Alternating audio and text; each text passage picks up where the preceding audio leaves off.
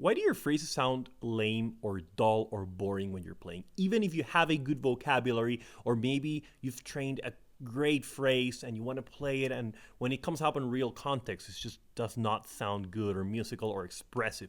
Well, today in this video, I'm going to show you how you can grab just one phrase and really work on making that phrase expressive, not just by note selection or adding or removing notes, but specifically with sound, with articulation, and nuances. How with all of this and dynamics you can add and really transform one phrase that might sound dull when you practice it, and how you can infuse it with expression. And this way you can practice anything and infuse your playing with expression. I started practicing like this a long time ago, and when I really did, I realized, wow, this is actually a much more musical way to practice, because it's not just about grabbing a phrase. You can grab one phrase for an entire day and just work on making it expressive and putting it in different contexts and seeing how with your expression and with a few nuances on the saxophone, you can totally control that phrase, control the expressiveness of that phrase. So let's get started. The first thing, let me just play one simple 2-5-1 phrase. I'm going to play it completely plain,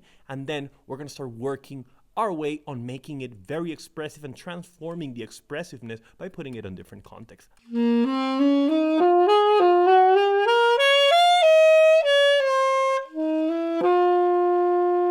Little nice 2-5-1 phrase. I just played it completely plain. Now the first thing to do, and this is honestly where most students really fall back and they don't work on this, is evenness. Okay, my favorite word, and I really learned this concept with George Garçon when I studied with him. Before that, I didn't really understand what evenness meant. And what I'm talking about here is evenness in both sound and fingers. So make sure you can play that phrase completely plain with a good sound, a good airflow. I have other videos where I talk about mastering your airflow and expression, so make sure to watch those as well. But that's the first thing, is you need to be able to play that phrase completely plain in a controlled sound. Before you add anything to it, make sure you can play it plain, even sound, and then even fingers. So if that phrase, for example, is packed with eighth notes, I'm going to make sure that I can play even eighth notes, completely even. So this is going to sound like this. I'm not going to use any tongue or anything. I'm just going to breathe properly and with a good airflow, play the phrase relatively soft. I'm not going to play it loud, soft and with even fingers. You can do this with a metronome, but for the sake of this video, I'm not going to do a metronome. I'm just going to trust the evenness in my fingers. Here's how it sounds.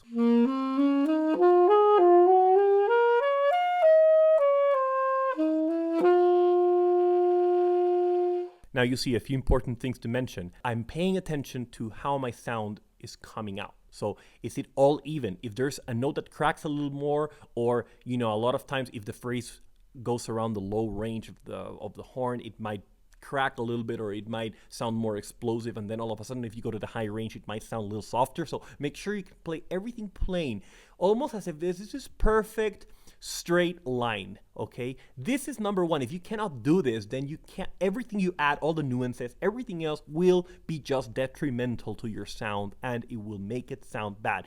Evenness is number one. If you cannot play a phrase with even fingers, even eighth notes, or whatever it is, play it slow and make sure everything is even. Do da do da do da do da do do do da, right?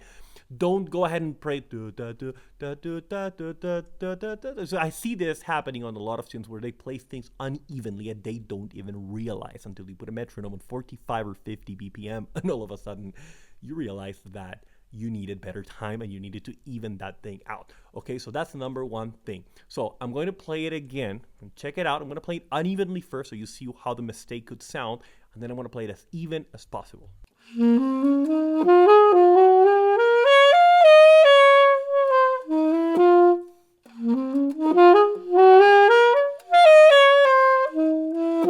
So you see, I exaggerated there a little bit, but that's what happens to a lot of students. They don't realize, and they're like cracking up notes. It's not sounding even rhythmically. It's all kind of all over the place. They're landing on the right spot, but everything in between, it's all over the place. So make sure you can work on that evenness, which sounds like this.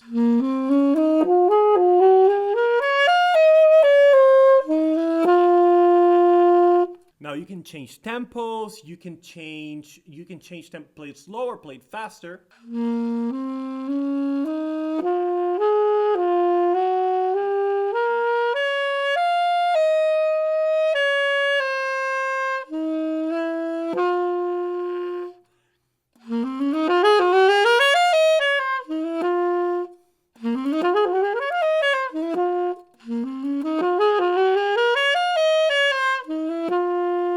See, by doing this, you're basically really experimenting with that phrase and putting that phrase in your fingers, because it's not worth it to put anything in your fingers unevenly. But when you start training your fingers to play certain things evenly, I promise you, all of your playing, all of your saxophone playing will start feeling way more locked in.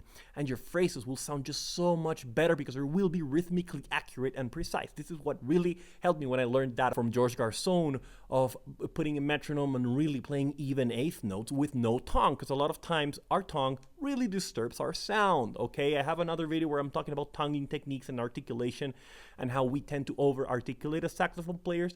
Make sure you spend a few minutes practicing always with no tongue. Get that airflow to just, the airflow and the finger tapping should do the work initially. Then you add the tongue for rhythmic precision and for nuances, and more as an expressive element rather than a lot of times we use the tongue just to kind of grab the beats, and we just overuse it. We don't even know why we overused it. I realized that.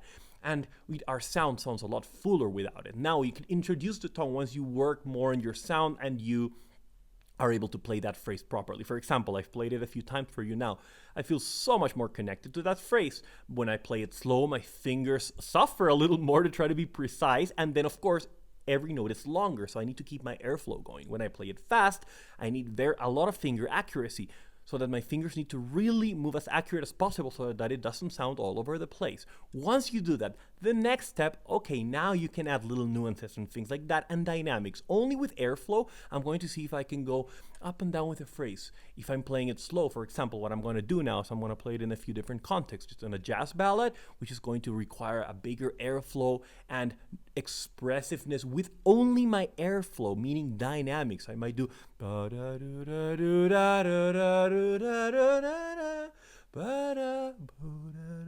right? Sorry for my singing, but I'm gonna play it now. And then if it goes faster, now my dynamics with a good airflow, be careful that you don't lose the sound. That's usually happens with a bad airflow, but if you work with this properly, you can even go low and still get a good round sound. So I'm gonna play it in a few different contexts. I'm not gonna add any tonguing or any nuance yet.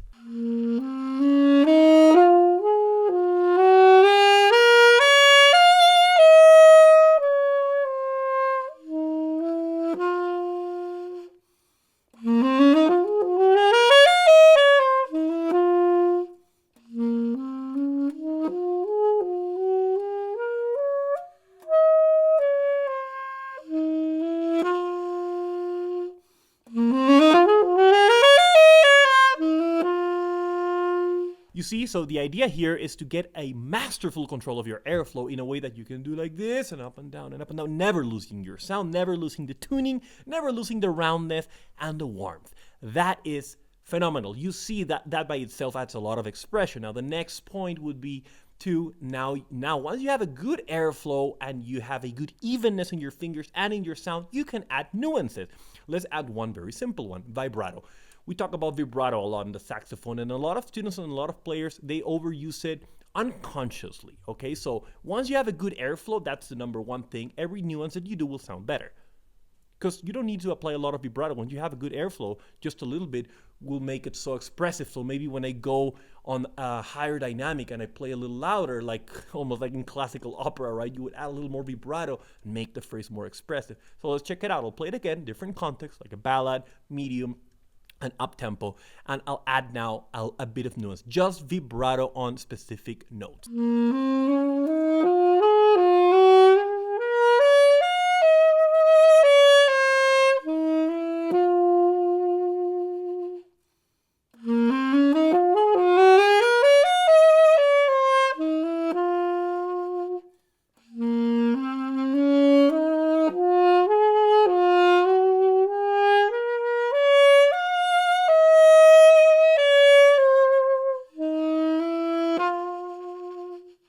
So you see, I added a little more and a little less vibrato depending on the tempo and the context I want to do. But that's the masterful manipulation that I want you to get depending on how I'm feeling. Sometimes adding more vibrato gets that old-fashioned sound, but it might be beautiful for a different context. It just makes the note really round and lush and projects even more, right? But all with a good airflow, right? So it's really up to you. But the thing here is to really stick with that phrase and experiment with it. This could be your entire practice session for one day.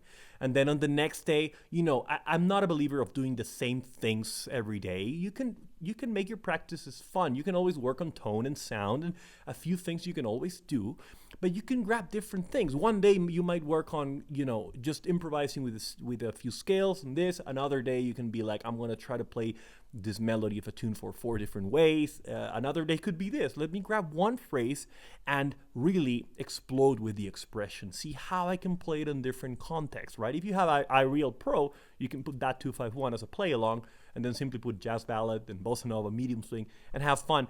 Play that phrase, transform it, add expression to it like that. Now, the next part is very important, and now articulation and applying the tongue. Everything you've heard so far was with no tongue. Now, I understand how that phrase sounds really round and beautiful with no tongue. Now, adding it is more of a nuance and to add to the expression, not to just tongue unconsciously. So I'm going to see. I have another video about tonguing, okay, 3 types of tonguing. So the one I really love to use is the ghost tongue, which it doesn't cut the note completely, just cuts the note on half. You still get the reed vibration. It's almost like muting the note. That's the one I would use for this. I wouldn't really use the tonguing that cuts away all the note just because it might be too harsh. The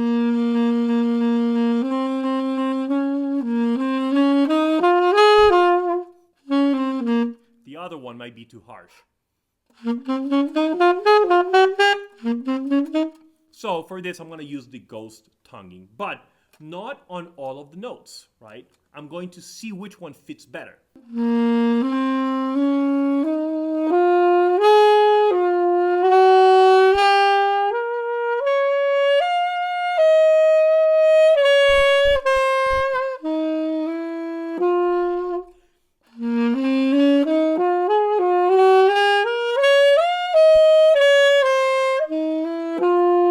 So if we put it in percentage, I was using the tongue like 35% of the time there. So you just have to see where it fits nicely, but always come from no tongue at all. Imagine the tonguing is a seasoning. So you don't want to just sprinkle that seasoning all over the place from the beginning. You want to see where it fits and adds to the phrase and carries over. Once your fingers are even and your airflow is going, the tonguing will not disturb your sound anymore. It will add to your phrasing, right? So depending on the context, let me just play that phrase with everything we've talked so far. Okay, airflow, evenness both in sound and evenness in fingers, really dynamics, only using the airflow, a little bit of vibrato and a little bit of this ghost tonguing or just normal tonguing. I might combine them a little bit, so make sure to watch that tonguing video. I'm going to do that and see how it sounds.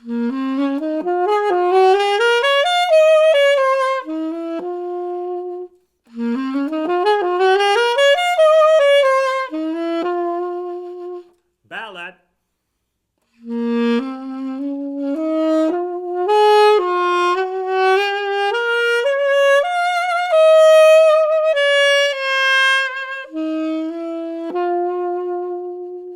You see all those different things that you can do with it. Now, let me add just one more to finish up the video, little scoops and bends. These are a lot easier and they're not properly used many times. When you lack airflow, the bends will sound bad, like you're coughing. But when you have this all together now, just the scoops and bends, whenever I have maybe a jump to the high notes, you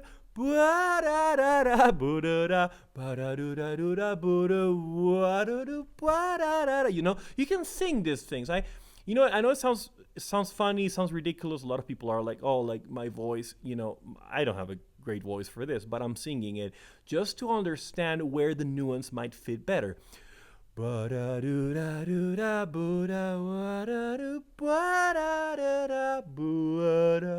know why? Because the saxophone is a reflection of your voice. It's a singing. You're really singing and translating that. So you need to be able to at least understand when you're singing a phrase where you want to add these things, right? A lot of people just play the phrase, press the keys. That's not enough. This is not an instrument where you just press keys, right? You need to add all of these things, the air, the nuance. It's just like singing. Okay, so I'm going to play it again and now add a few scoops, right here and there, bends, and add everything that we've covered so far.